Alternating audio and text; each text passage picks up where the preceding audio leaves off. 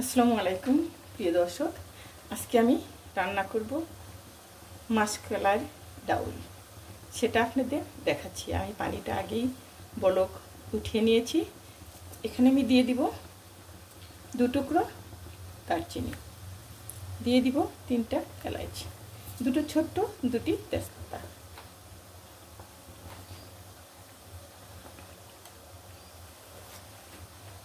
দিয়ে দিব এখানে আধা চামচ হলুদ,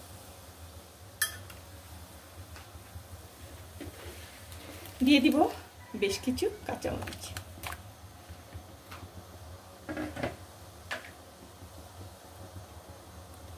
দিয়ে দিব অল্প কিছু পেঁয়াজ কুচি,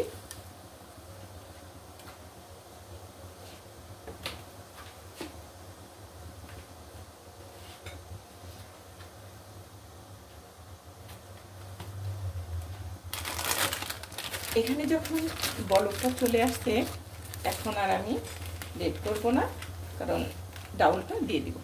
কিছু লবণ দিয়ে দিলাম, পরে লাগলে পরে দিয়ে দিব। এখানে দিয়ে দিব আমি ডাউল,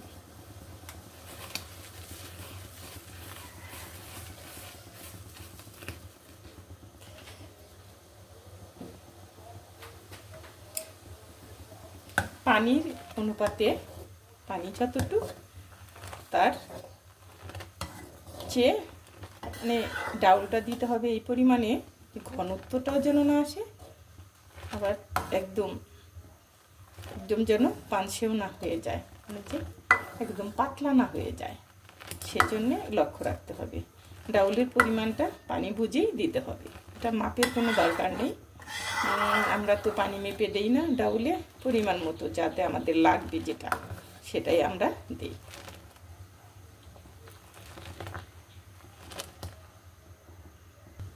এখানে দিয়ে দিলাম 1 চামচ জিরে গুঁড়ো,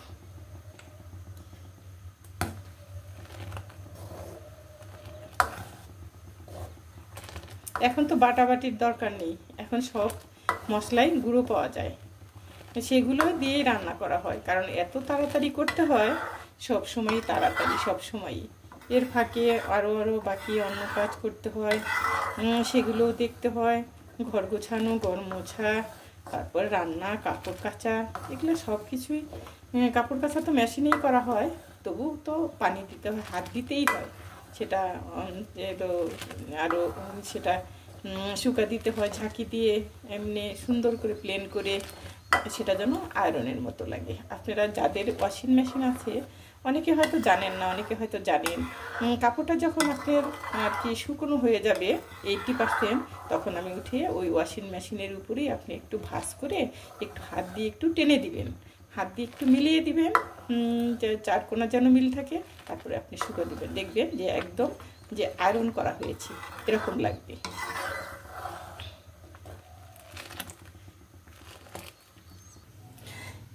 সকালের রান্না দেখাচ্ছি আপনাদের। আমি সকালে রুটি, ব্রেড কোনো কিছুই খাই না। সকালে বেলায় আমি কিছু সবজি রান্না করি, কিছু ডাল, এটা কিছু ভর্তা দিয়ে আমি খাবারটা তৈরি করি। ভাত হয়ে গেছে আমার,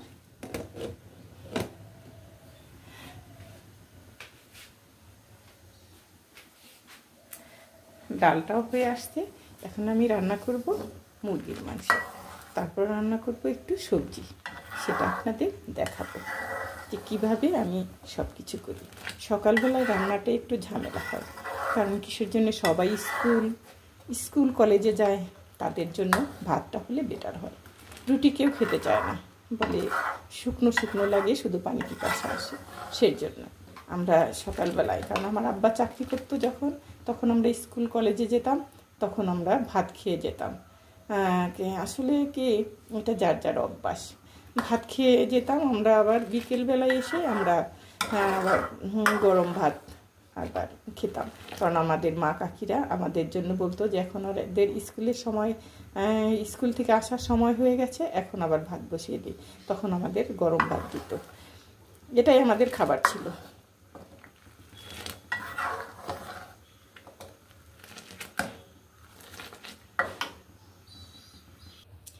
ডালটা আমি এখন সোমবার দিয়ে দিব, আমরা তো সোমবার বলি।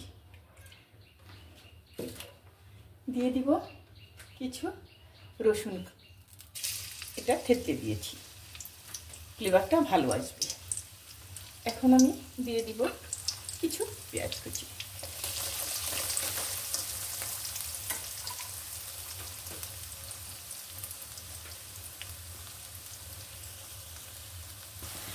সবাই কম বেশি সবাই ডাল না হলে তো কারো ভাত পেটে যাবেই না, কারণ আগে জিজ্ঞেস করে ডাল আছে। সবাই কিন্তু সব কিছুর মাঝেও ডালটা রান্না করে থাকে। এখন কোন ডাল রান্না করে, হয়তো মুগ, মসুরি, হয়তো মাসকলাই, এ ধরনের ডালই রান্না করে। অনেকে আবার পাঁচমিশালি করে। পেঁয়াজ বেরেস্তাটা আমার হয়ে গেছে। এখন আমি এখানে দিয়ে দিব কিছু আস্ত জিরা। সেটা জিরাটা দিলে ফ্লেভারটা ভালো আসে, মানে হয় কি যে খেলাম অন্যরকম। পেঁয়াজ বেরেস্তাটা আমার হয়ে গেছে। এখন আমি ডালটা দিয়ে দিব।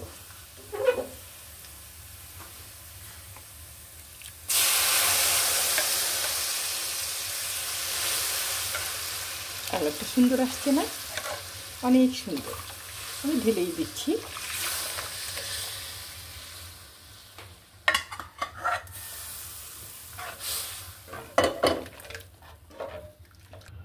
এখানে রান্না করব আমি মুরগির মাংস। চুলাটা অন করে দিলাম।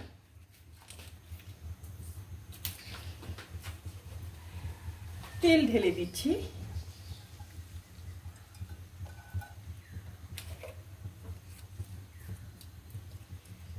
দুই টুকরা দারচিনি,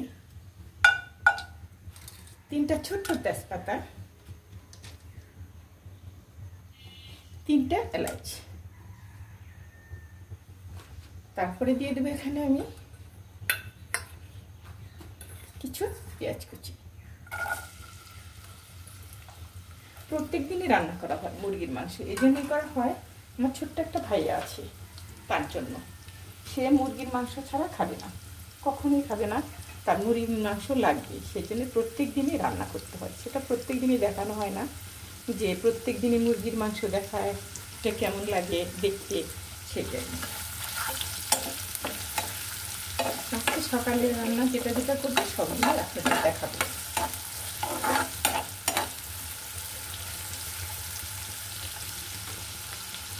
আমি এখানে একটু পানি অ্যাড করছি।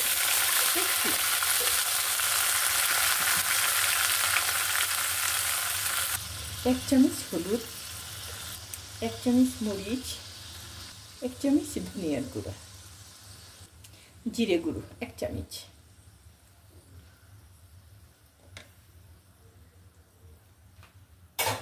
এখন আমি এটা একটু কষিয়ে নিব মশলাটা।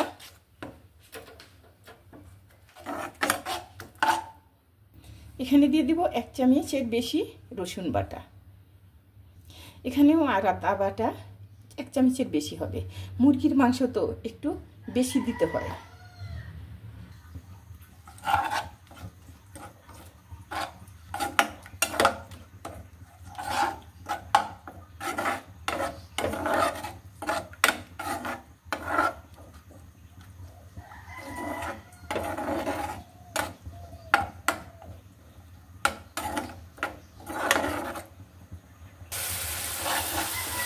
এখন আমি দিয়ে দিব এখানে মুরগির মাংস।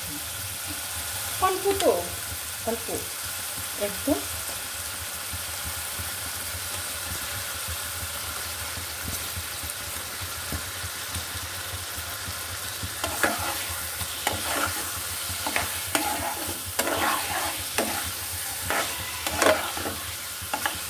মাংসটা ভালোভাবে কষিয়ে নিলে ফ্লেভারটা ভালো আসে, খেতেও অনেক টেস্ট আসে।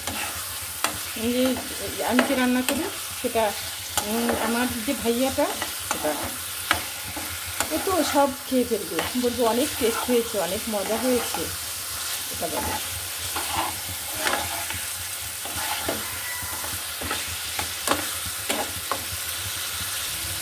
আপনারা কেমন করে রান্না করেন যদি জানাতে চান তাহলে আমাকে কমেন্ট করে জানাবেন। আমি সেভাবেই রান্না করে আপনাদের দেখাবো। আপনাদের সাথে কথা বলতে আমার অনেক ভালো লাগে। সময়টা আমার একাকিত্ব, আমার একাই কেটে দেয় সারাদিন। সবাই স্কুল কলেজে থাকে।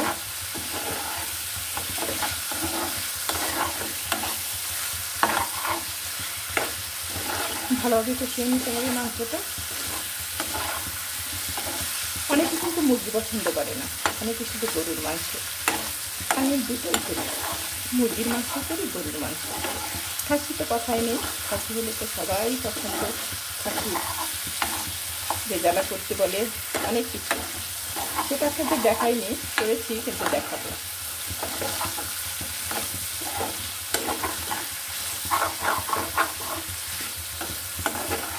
এমনভাবে নাড়তে হবে যে লেগে যেমন না ধরে। এগুলি রান্না করতে করতে ফ্রাই প্যান আমার সব নষ্ট হয়ে গেছে একদম।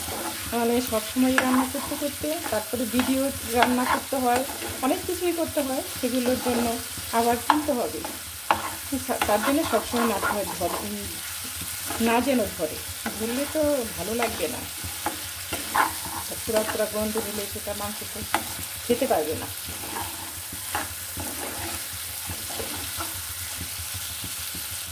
তেলটাও পুরি চলে আসছে, এখন আমি পানি অ্যাপ্লাই করব।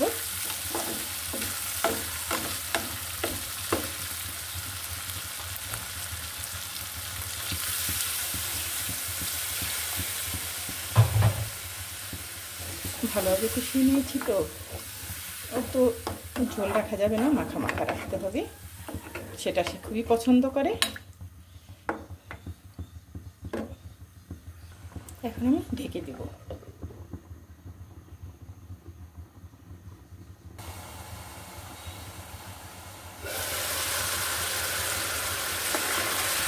হয়ে গেছে আমার মাংসটা, এভাবেই থাকবে। আরও কিছু রান্না করব, মূলক, তারপরে কুচিমুচি সব কিছু মিলিয়ে রান্না করব। সেটা একটা শুটকি মাছ দিয়ে, সেটা তো কাটতে হবে, দেখাতে পারবো না। আজকের মতো এখানেই বিদায় নিচ্ছি। ভালো থাকবেন, সুস্থ থাকবেন। আল্লাহ হাফেজ।